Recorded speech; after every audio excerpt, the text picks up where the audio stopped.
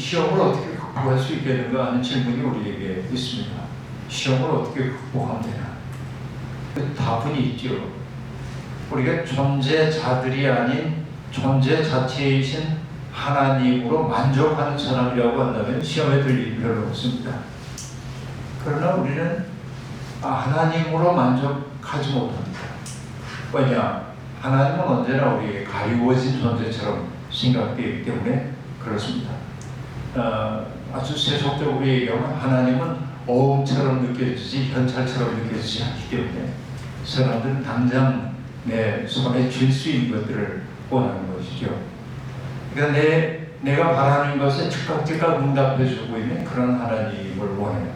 그런데 그런 능력을 내가 원하는 것에 즉각 응답해주는 능력은 하나님에게 있는 것처럼 보이지 않는데 문제가 있습니다.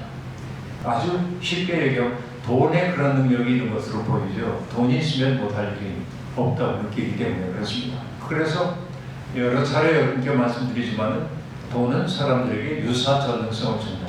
내가 전능한 존재가 된 것처럼 느끼게 만든다. 그래서 예수님도 우리가 하나님과 재물을 겸하여 섬길 수 없다고 그렇게 이야기를 했습니다. 그때 재물이라고 번역되어 있는 그 단어는 맘몬인데 마모나스라고 얘기를 하고 있는데 맘몬이라는 것은 갈대아인들이 부유함을 인격화하여 일컫는 말이었습니다. 이게 이제 맘몬인데 나중에 이것이 신격으로 여겨지기 시작하죠. 그런데 예수님이 하나님과 재물을 겸하여 섬길 수 없다고 얘기할 때 여기서 얘기한 것은 섬김의 대상이라는 거죠. 하나님도 섬김의 대상인데 재물, 다시 얘기하면 맘몬도 섬김을 요구한다. 그 섬김이라는 게 뭐예요? 신격화된 것이죠. 그러니까 인간이 돈에 사로잡히기 시작하는 순간 돈은 나의 마음속에서 최고의 자리를 차지하기 전에는 만족하는 법이 없다. 이게 돈이 신격화되었다고 하는 사실을 보여주는 대목이 될 수 있습니다. 그럼 이 돈 중독에서 벗어날 수 있는 길은 뭘까? 아주 쉬운 길이 있는데요. 어떤 분들이 이렇게 얘기합니다. 필요한 사람에게 줄 알면 된대. 그런 돈 중독에서 벗어날 수 있다는 것입니다. 그런데 쉬워요? 어려워요? 누군가에게 주는 거, 그건 매우 어려운 일이죠. 그래서 잘 줄 아는 사람은 좀 자유로워요. 물질에서부터 자유롭고 행복을 구성하는 다른 방식들이 그들에게 있음을 볼 수 있습니다. 그런데 사실은 엊그저께 설교 중에도 얘기했습니다만 인간이 결핍될 때 탐욕이 내 속에 일어나지 않고 오히려 풍족할 때 탐욕이 일어난다고 몬테뉴가 얘기를 한단 말이에요. 그러니까 내가 뭔가를 갖기 시작하면 더 많은 것을 갖고 싶어하는 게 인간의 마음이기 때문에 그러니까 채워지지 않아요. 인간의 욕망이라고 하는 것은. 그러면 금방 이제 돈으로부터 해방될 수 있는 길은 필요한 사람에게 주는 거라고 얘기했는데 이 여간 어렵지 않습니다. 어떨 때 우리는 줄 수 있습니다. 그러나 어떨 때 우리는 다 움켜쥐고 누군가에게 주지 못할 때도 아주 많이 있는 게 사실입니다. 선행으로 시험을 극복할 수 있을까? 악마로부터 오는 그 시험을 극복하기 위해 선행을 하면은 시험이 내게서 없어질까? 보면 우리 가끔 좋은 일 하기도 하죠. 여기에 계신 분들도 좋은 일을 할 겁니다. 그런데 어거스틴은 우리가 하는 좋은 일이라고 하는 거를 내공로로 생각하지 않았습니다. 하나님께서 내 마음속에 그 마음을 일으켜 주셨다고 얘기합니다. 그러니까 내가 어쩌다 선을 행한다 해도 그것은 주께서 주신 마음일 뿐이고 내 본래의 마음이 하는 일은 뭐냐? 죄악된 일들만 하고 있는 거예요. 이게 이제 인간의 본질이라는 것이죠. 이것이 바울 사도가 로마 7장에서 또 하나의 법이 나를 사로잡고 있다고 얘기해요. 바로 그 법이라고 얘기할 수 있습니다. 선행은 좋은 거예요. 어쨌든 누군가에게 선을 베푼다고 하는 건 좋은 것이지만은 선행이 썩 유쾌하지 않은 경우도 있는 게 사실입니다. 어떨 때일까요? 선행을 하고 내색하는 거. 여러분 그런 경우 많이 있잖아요. 내가 어떤 선행을 베풀어서, 그런데 그 선행의 대상이 된 사람들이 자기 기대만큼 감격을 표현을 안 해요. 정말 고맙습니다, 정말 아무 개밖에 없어요, 이런 표현을 안 하면 갑자기 속상해지는 사람들이 있습니다.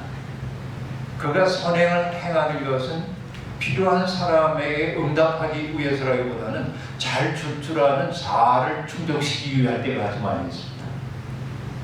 난 꽤 괜찮은 사람이야, 이런 거였죠. 제가 정확히 어떤 책에서 본 건지 기억이 안 납니다만은 60년대 시인이었던 김수영 선생의 산문 가운데 나왔던 얘기가 있습니다. 어느 날 이제 종로 5가 쪽으로 이렇게 가다가 구걸하고 있는 사람을 보고 자기가 이제 동전 한 잎을 거기에 주고 갔는데, 가면서 생각해보면 내가 오늘 꽤 선한 일을 했어. 자기가 꽤 괜찮은 사람이 된 것처럼 느껴진 거예요. 그런데 그는 시인답게 그런 자기의 마음을 관찰합니다. 자기의 마음 돌아보는 거예요. 이게 내가 얼마나 허위의식에 사로잡혀 있는가라고 하는 거. 그런데 선이라고 하는 것은 좋은 것이지만은 선의 방향이 고통받는 그 사람의 그 아픔에 공감하고 그를 도와주기 위한 것일 때는 아름답습니다. 그러나 그 선행이 나를 근사하게 포장하기 위해 하는 일일 때는 악취가 납니다. 여러분, 옛날에 모금방송 같은 거 텔레비전에서 모금방송을 하게 되면 사람들이 줄을 쭉 서가지고 봉투 하나를 갖다 이렇게 넣고, 그리고 꽤 유력한 사람들이 오면 기다리고 있다가 카메라가 돌 때까지 기다리고 있다가 카메라 앞에 와가지고 슥 집어넣잖아요. 난 그거 볼 때마다 민망해 죽을 것 같아요. 어떻게 저렇게 사나. 그러니까 그게 뭐예요? 거기 내가 이렇게 선을 행하고 있어요. 사람들에게 보여주고 싶은 거예요. 여러분, 이게 세상 그런 부축입니다. 어떤 그 공공기관이나 건물 같은 데 가보면은 그 건물을 짓는데 돈을 낸 사람들 이렇게 이름들이 붙어 있는 경우가 있습니다. 필요에 의해서 그럴 수 있다고 생각해요. 그런데 문제는 뭐냐면은 그가 낸 돈의 액수에 따라서 그 현액의 크기가 달라요. 500만 원 낸 사람 요만큼 하고, 1000만 원 낸 사람 요만큼 하고, 1억 원을 낸 사람 요만큼 크게 하고. 이게 자본주의 세계의 그 작동 원리가 그대로 건물 속에 그 현액 속에 담겨 있는 것을 보고 속상해 하기도 합니다. 요즘은 그런 교회가 별로 없는 줄로 알고 있습니다만, 어떤 교회는 옛날에는 그랬잖아요. 11조 하는 순서대로 이렇게 하기도 하고, 어느 속이 성리를 얼마큼 했는지 그래프를 만들어내기도 하고. 요즘은 성리 안 뜨니 다행이잖아요. 어떤 그 선행을 누군가에게 드러내 보여주기 위해 하는 일들은 악취가 한결같이 이제 그렇습니다. 그러니까 여러분, 악덕 기업들이 자기의 기업의 이미지를 세탁하기 위해서 선을 행하는 경우가 있습니다. 어려운 사람들에게 돈을 갖다 준다든지 어떤 프로그램을 한다든지, 그러면 기업의 이미지가 좋아질 수 있는 거죠. 그러니까 그가 하고 있는 선행은 사실은 뭐예요? 선행의 대상이 되어야 할 사람들에 대한 진정한 그 마음 아픈 공감이 아니라 뭡니까? 그들을 도구 삼아서 나의 이미지를 좋게 만들고 싶은 거잖아요. 그러니까 여러분, 화석연료 공급업체들이 지구를 가장 많이 생각하는 것처럼 말하는 경우가 제법 많이 있습니다. 이런 경우들이 비일비재하게 나타납니다. 그 때문에 여러분, 이런 현실을 너무나 잘 알고 계시기 때문에 예수님은 율법학자들과 바리새파 사람들의 위선을 책망하기 위해 너희들은 마치 회칠한 무덤과 같다라고 얘기했습니다. 그렇죠? 겉에는 회를 발라놨기 때문에 깨끗해 보이지만은 안에는 더러운 것들이 가득 차 있다라고 얘기를 하고 있습니다. 그래요. 선행도 방향에 따라서 악행처럼 느껴질 수 있다. 그래서 방향은 간단합니다. 내가 하고 있는 선행이 그를 위한 것인지 나를 위한 것인지 돌아봐요. 그러니까 여러분, 누군가에게 좋은 일을 했다고 한다면 그 다음에 잊어버리세요. 그냥 잊어버리세요. 그렇지 않고 저것이 왜 나한테 고맙다는 소리를 안 해? 이러면 속상해지기 시작해요. 관계가 어려워져요. 그렇죠? 그러니까 선행을 함으로 내게 돌아올 것들을 계산하는 거, 이게 여린 영혼들의 특색이라고 볼 수 있겠습니다. 그러면 여러분 이렇게 말할 수밖에 없어요. 인간은 시험을 피할 수가 없다. 인간은 정말 인간이기 때문에 시험을 피할 수 있는 길은 없다. 그 때문에 우리는 하나님과 기도하는 거예요. 시험에 들지 말게 하소서라고 기도하는 거예요. 하나님이 나와 함께 하지 않으면 시험에 들 수밖에 없는 게 인간이라고 하는 얘기죠. 그런데 여러분, 일상 속에서 우리들이 시험을 많이 겪기 때문에 아주 고독한 장소에 가면 시험이 없을 것처럼 우리가 느껴지잖아요. 사막에 가면 시험이 없을까? 아니요. 그렇지 않다는 사실이 예수님의 광야 시험이 보여주고 있는 거예요. 가장 고독한 장소로 피한다고 해도 우리 마음속에 떠오르는 시험을 피할 필요는 없습니다. 이게 마치 뭐하고 같으냐면, 인간은 자기 그림자를 뛰어넘을 수가 없어요. 여러분 한번 해보세요. 줄넘기 잘하는 분이 있으면 자기 그림자를 한번 뛰어넘어 보시라고요. 되는지. 안 됩니다. 우리가 인간이기 때문에 안 돼요. 그리고 여러분, 인간은 자기를 반복하는 존재일 뿐입니다. 내가 아무리 선하려는 의지를 가지고 있어도 그냥 자기를 반복하는 게 인간 존재의 모습이라고 볼 수 있습니다. 그러니까 이렇게 얘기할 수 있겠습니다. 우리 속에 이미 세상이 들어와 있다. 내가 세상에 살기도 하지만은 우리 속에 이미 세상이 들어와 있어요. 그건 뭐죠? 내 속에서 이미 세상이, 시장도 작동하고 있고 사람들의 평판을 다루고 있는 그런 무대도 주어져 있고 온갖 것들이 내 속에 이미 들어와 있기 때문에 내 마음이 세상의 축소판이기 때문에 세상으로부터 달아날 수가 없다. 내가 있는 것이 이미 세상이야. 우리 마음속에 그렇게 이제 되어 있는 거야. 이게 인간이라고 볼 수 있습니다. 그러니까 나의 육체를 가지고 산다고 하는 것, 몸을 가지고 산다고 하는 게 때때로 아름다운 일이기도 하지만 슬프기도 하죠. 어떨 때 슬픕니까? 아프든지. 그죠? 요즘 코로나 확진자들이 많아가지고 제가 궁금해해요. 우리 이제 교인들 가운데도 확진된 분들한테 문자를 보내기도 합니다. 괜찮으시진 않냐고. 그러면 목사한테 안심시키느라고 뭐 그냥 감기 몸살 정도인데 잘 지나고 있습니다. 이런 분도 있고, 무증상입니다. 이런 분도 있고, 그래요. 근데 어쨌든 이 고통이라고 하는 거를 느낄 때마다 몸을 가지고 있다는 게 참 힘들구나. 그뿐만 아니죠. 몸이 갖고 있는 욕망, 욕구라고 하는 것들도 있잖아요. 배고프고 졸리고. 그렇죠? 전 사람은 자기가 잠자야 하는 시간보다 조금만 덜 자도 충분히 피곤해요. 그런데 몸을 가지고 있는 게 참 좋을 때도 있습니다.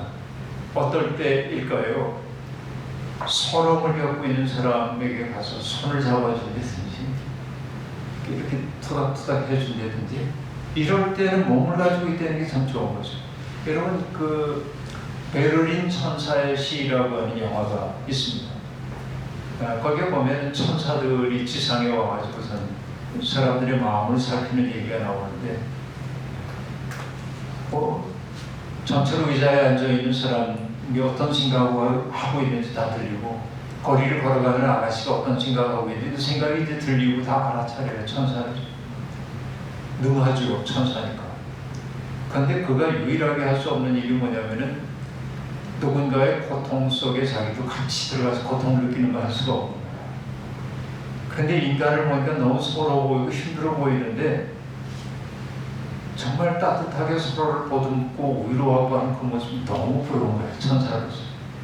그 인간이 되기를 꿈꾸거든요. 이게 천사가. 그러니까 몸을 가진 게 서럽고 슬픈 일이기도 한데 때때로 몸을 가지고 있다는 게 너무 다행이다라고 싶을 때도 있어요. 그런 살리는 손을 내가 사용하겠다. 강원교 선생님의 시 가운데 제가 좋아하는 게 그분의 손이 길을 만지자 그 길은 누운 길에서 일어서는 길이 되었다고 말하기도 하는데 우리의 손길이 닿는 곳에서 생명들이 꽃 피어난다고 한다면 얼마나 좋은 일이겠습니까? 그렇죠? 이게 몸을 가지고 있는 아름다움이라고 할 수 있겠습니다. 그러나 대개의 순간에 우리의 육체는 성령의 소욕을 거스릴 때가 많이 있습니다. 성령께서 우리의 마음속에 일으켜주시는 생각들이 있거든요. 누군가를 돕는다든지 겸손하게 처신한다든지 온유하게 대한다든지 평화를 추구한다든지 성령이 우리 속에 일으키시는 마음들이 있는데 그 마음을 우리는 소멸시킬 때가 많이 있죠. 그 소멸시키는 주체가 되게 뭐냐면 우리가 가지고 있는 몸이라는 말이죠. 귀찮아서 또 어디 얽혀드는 게 싫어가지고 또 내가 챙겨야 하기 때문에 옛날부터 있었던 속담이 있잖아요. 물에 빠진 사람 건져놨더니 보따리 내놓으라고 한다. 이런 일들을 경험을 하다 보면 광경에 처한 사람을 돕고 싶은 생각들이 없어지죠. 그러니까 그런 말들을 통해서 우리가 세상을 내 몸속에 익히는 거예요. 어떤 사람을 도와주었다가 나한테 어떤 손해가 올지도 모른다 하는 생각이 우리를 아주 매정한 사람으로 점점 만들어가고 눈앞에서 범죄가 벌어져도 아무도 그걸 말리지도 않고 이런 일들이 사회 문제화되기도 하고 그랬던 거 우리들이 봅니다. 그러니까 여러분 이렇게 말해야 합니다. 시험은 외부로부터 오는 결단도 아니고 우발적으로 찾아오는 것도 아니고 우리가 몸을 갖고 있기 때문에 늘 우리는 시험에 드는 존재다. 그러니까 시험에 들지 않게 해달라고 주님 앞에 우리는 한 번 기도해야 하는 게 아니라 계속 기도해가면서 어떨 때 그 시험에 들 수도 있습니다. 그러나 기도한다고 하는 건 어떤 의미죠? 시험에 들기도 하지만 돌이킬 수 있는 거예요. 이게 이제 우리가 기도하는 까닭이라고 할 수 있습니다. 어느 날 우리 선배님 한 분이 산에 올라가서 이제 너럭바위가 있어가지고 잠시 쉬어가려고 이렇게 앉아있는데 벌레 한 마리가 자기 쪽을 향해서 이렇게 오고 있는 거예요. 벌레 좋아하는 분들 계십니까? 누구든지 좀 싫죠? 그러니까 그 선배가 벌레 자기한테 오는 그 벌레를 이쪽으로 치웠어요. 나뭇가지 같은 거 저쪽으로. 그럼 얘가 저쪽으로 갈 줄 알았어요. 얘는 계속 이쪽으로 오는 거예요. 그 선배님이 그 벌레 이야기를 쓰면서 뭐냐면 생리라고 하는 건 바꿀 수가 없다. 이 벌레는 이쪽으로 오도록 지금 생리적인 그런 그 자기 리듬이 그쪽으로 오도록 되어 있는 거예요. 누가 방해를 해도 그걸로 오는 거예요. 인간도 그러합니다. 육신을 가지고 있기 때문에 성령의 생각을 거스릴 때가 있지만은 시험에 들지 말게 하소서라고 계속 기도할 때 우리는 뭐 할 수 있냐? 돌이킬 수 있다. 본래의 방향으로 자꾸 돌이킬 수 있는 내적인 힘을 얻게 된다라고 하는 얘기입니다. 자, 그래서 이렇게 얘기할 수 있습니다. 우리와 하나님 사이에 있는 것은 시험하는 자는 악마가 아닙니다. 우리와 하나님 사이에 있는 것은 나입니다. 악마가 아니라 사실은 나 자신이에요. 헬문 틸리케가 얘기합니다. 보좌 청년이 어느 날 예수님에게 와서 영생을 얻으면 어떻게 해야 되냐고 묻는 장면이 나오는데 나중에 이제 내 가진 거 다 팔아서 가난한 자에게 주고 날 따라. 그러니까 그거 어떻게 했습니까? 근심하며 떠나갔다. 성경에 그렇게 얘기하잖아요. 그래서 여러분 그 풀무원을 만드셨던 원경선 선생님이 그 대목을 놓고 이렇게 얘기합니다. 그 부자 젊은이가 근심하며 떠나가서 한 일이 뭔지 아냐고 물어요. 뭘까요, 여러분? 뭐 아무도 알 수 없어요. 여러분 그분 마음대로 얘기한 거니까. 그 부자 젊은이가 돌아가서 교회를 만들었대. 그 얘기는 뭐냐면은 가진 거 다 팔아 나를 따르라고 얘기해. 따르기는 좀 그래요. 그러니까 뭘 했냐? 따르진 않고 적당히 적당히 살아가는 방법을 만든 거야. 이게 교회라는 거야. 이게 여러분 이게 교회론에 어디 그런 게 나옵니까? 그럴지 몰라도 여러분 지혜자들은 이론으로 얘기하지 않죠. 직관으로 얘기를 하고 있는 거죠. 그러니까 그 부자 젊은이의 논리가 오늘의 교회를 지배하고 있다는 생각을 그분은 그렇게 나타낸 것으로 보입니다. 그런데 부자 청년과 하나님 사이를 가로막고 있는 것은 재물이 아니다 하는 얘기입니다. 문제는 늘 나 자신에게 있다고 얘기할 수 있겠습니다. 우리는 그런데 얼마나 쉽게 상처를 입는 존재인지 모릅니다. 고독을 꿈치기도 싫어합니다. 그렇죠? 고독은 왜 싫으냐면 나 자신과 대면하도록 만들기 때문에 그렇습니다. 고독한 시간이 되면 나 자신을 봐야 돼요. 아무것도 없을 때 나를 볼 수밖에 없어요. 자기 스스로가 거울이 돼서 자기를 보게 됩니다.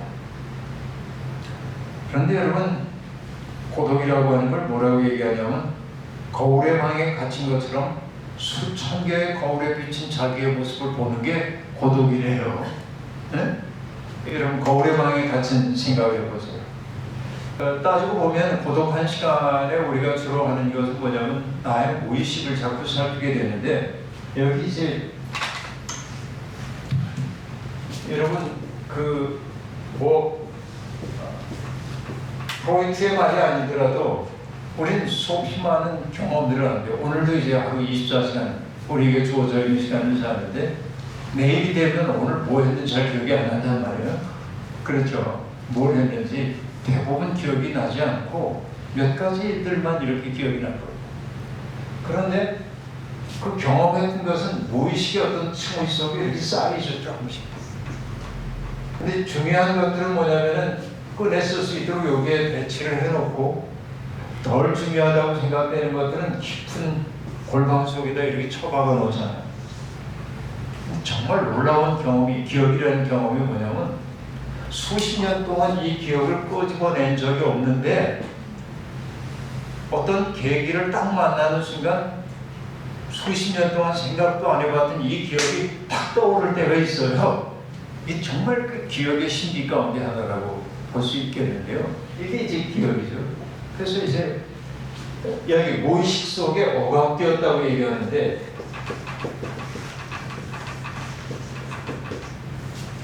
프로이트는 그런 말을 합니다. 억압된 것의 귀환.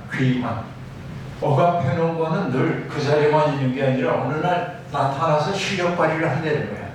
우리들이 이렇게 내 속에 부끄러움이라든지 수치스러움이라든지 죄책이라든지 이런 것들을 이렇게 억압하고 억눌러 놓으면은 사라진 게 아니라 뭘 웅크리고 있다가 어떤 순간에 딱 나타나서 나를 당혹스럽게 만들기도 한단 말이에요. 근데 우리가 이제 기도를 해요. 하나님 앞 기도를 한다고 하는 건 뭐냐면은 우리가 언어를 가지고 얘기하잖아요. 언어는 의식의 층위입니다. 하나님 오늘 뭐 이러이러했고 내 얘기를 지금 해요. 근데 기도에 깊이 간다고 하는 것은 뭐냐면은 의식의 층위에서 말하지 않고 무의식의 세계까지 들어가는 거예요. 기도를 하는 것은. 왜냐하면 기도의 보람이라고 하는 것은 여기 얘기했듯이 이렇게 억압되어 있는 어떤 그 기억들까지 정화를 해야 되는 거예요. 얘들이 뭐 빙산을 얘기할 때 빙산의 일각 이게 이제 의식이고 무의식은 이만큼이라고 얘기하잖아요. 그러니까 의식의 층위에서는 내가 그 문제 해결했어. 누구하고 화해를 했어. 그게 다 된 것 같아요. 그런데 뭐냐면 그가 나에게 불쾌하게 했던 그 기억은 안 사라져요. 이 속에 있어요. 의식의 차원에서는 화해를 한 것처럼 보이지만 여기 안 돼요. 그러니까 뭐야? 나중에 화해를 했는데도 너 그때 그러잖아요. 우리가. 그리고 그 사람 볼 때마다 떠오르잖아요. 저 녀석이 나한테 그런 거. 이게 무의식 세계잖아요. 그러니까 기도를 한다는 건 뭐냐면은 이 문제만 해결하는 게 아니라 이 문제가 해결돼요. 나도 모르는 이 문제. 그게 기도에 깊이 들어갈 때 기억의 골방문을 하나하나 열고 들어가게 되는 거예요. 그 부끄러운 기억들이 떠올라. 그래서 눈물도 흘리고 그래요. 근데 여러분 정말 내 인생에서 드러내고 싶지 않았던 정말 결정적인 부끄러움의 순간이 있잖아요. 여기. 기도를 하다가 이 방문 열고 들어가려고 그럴 때 대부분의 기도자들이 경험하는 바가 있습니다. 그 뭐냐면 뭔가가 딱 나와지는 것 같아. 뭐 들어가지 마요. 못 들어가게. 뭐야? 내가 이 속에 들어가서 나를 보고 하나님의 은총의 빛이 비춰드는 순간 얘는 더 이상 나를 장악하고 휘두르지 못해. 그러니까 이거를 꼭 지켜내고 싶은, 이 부끄러운 거 지켜내고 싶은 뭔가가 있는 것처럼 느껴져요. 그게 뭐냐면 안마상이에요. 이런 것들이 우리 속에 있어요. 이 경험들을 한단 말이에요. 기도에 깊이 들어가다 보면 이 경험을 누구나 하도록 되어 있습니다. 이런 깊이에까지 안 가본 분들은 느낄 수가 없는 거예요. 그러니까 이런 그냥 웬만한 것, 웬만큼 그냥 내가 부끄럽긴 했지만 괜찮은 것들은 하나하나 골방문 열고 들어가면은 의식하고 떠올리고 하나님의 은혜에 비춰줘서 감사합니다. 해결돼요. 이렇게 하나씩. 근데 절대로 드러내 보이기 쉽지 않은 것들이 우리 속에 있다는 거예요. 이런 것들이. 이 속으로 은총이 비춰주려고 그럴 때 뭔가가 가로막고 내가 그 부끄러운 기억과 화해하지 못하도록 하는 힘들이 있어요. 이런 것들을 아마도 사람들은 안마성 같은 걸로 이해를 하고 있는 것 같아요. 이런 것들이 있어요. 이걸 이제 이겨낼 수 있어야 하게 되는데요. 그러니까 사람들은 고독한 시간을 싫어하는 까닭이 뭐냐면 이게 자꾸 보여요. 고독한 시간에 자기의 부끄러운 모습 같은 것들이. 자기가 가면을 쓰고 세상에 살면서 내가 꽤 괜찮은 사람인 것처럼 의식하고 살았는데 사실 내가 얼마나 부족한 사람이지, 내가 얼마나 그때 사람들에게 선한 표정을 지었지만 내가 얼마나 속에 이기심이 충만했는지 이런 걸 본단 말이에요. 이 고독한 시간이 하고 있는 일들이라고 얘기해요. 그래서 사람들은 그거를 보기 싫어서 오라냥 도망치기 시작합니다. 인터넷 뒤지고 텔레비전 앞에 멍하니 앉아있고 음악 듣고 분주한 일들 만들어내고 행사들에 참여하고 그런단 말이에요. 이게 인간이에요. 그래서 여러분 하이데거라고 하는 사람은 그냥 보통 사람들을 가르쳐서 뭐라고 하냐면 다스만, 소문자 다스만. 독일어에서는 이제 모든 명사의 그 여성, 남성, 중성 이 성을 나타내는 게 있는데 다스는 중성이거든요. 만하면 원래 독일어에서는 만하면은 MANN 이렇게 쓰지만은 하이데거가 만든 말에 N자는 E고 M을 소문자로 썼어요. 영어식으로 man하고 비슷하지만 다스만입니다. 이거는. 근데 이게 뭐냐? 중성적인 사람에 대한 이야기를 하고 있는데 사람은 모두 죽는 존재입니다. 사람은 죽을 수밖에 없는 존재라는 거예요. 그런데 사람들은 죽음을 대면하고 싶지 않아요. 은폐하는 거예요. 마치 죽지 않을 것처럼 사는 거예요.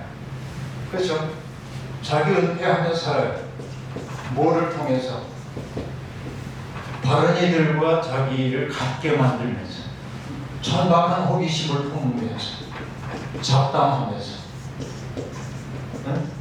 남들과 자기를 비교하면서 이렇게 하면 자기를 은혜가 아니라 은폐입니다. 은폐하는 거예요. 이게 보통 인간이라는 거예요. 우리가 신앙에 깊이 들어간다고 하는 건 다른 게 아니고 다스만의 차원에서 이렇게 자기의 실체를 보지 않기 위해 은폐하며 지나왔던 이런 것들에 빠져 살고 있었던 삶을 어느 날 자각하고 누군가의 인정받으려고 애썼던 자기의 실체를 인정하고 내 삶이 뭐지? 하고 자기의 삶에 대해서 깊이 생각할 그때 그는 본래적 자기의 모습과 대면하게 된다고 이제 철학자답게 얘기를 하고 있는데 신앙도 그런 거란 말이에요. 그러니까 우리가 이 깊은 고독 속에 있게 될 때 우리는 자기와 대면하게 되는데 그것이 예수 그리스도가 광야에서 시험받았다는 말의 핵심이란 말이에요. 지금. 그러니까 그동안 우리가 생각한 건 뭐냐면 예수님이 광야에서 40일 이렇게 금식했더니 사탄이 와가지고 이렇게 얘기하고 있는데 그 얘기는 사실은 예수님과 사탄 사이에만 있는 얘기가 아니고 그 광야라고 하는 곳에서 절대적인 고독의 자리에서 직면하게 되는 자기 속에 있는 유혹가 들었다. 이런 것과 예수님이 맞닥뜨린 거예요. 우리가 한사코 보지 않으려고 했던 것들을 지금 보여주고 있는 거예요. 예수의 시험이. 자, 그러니까 예수가 시험받았다는 그 얘기는 바로 우리들의 이야기라고 하는 사실을 깨닫지 않을 수가 없습니다. 오늘은 여기까지 하겠습니다.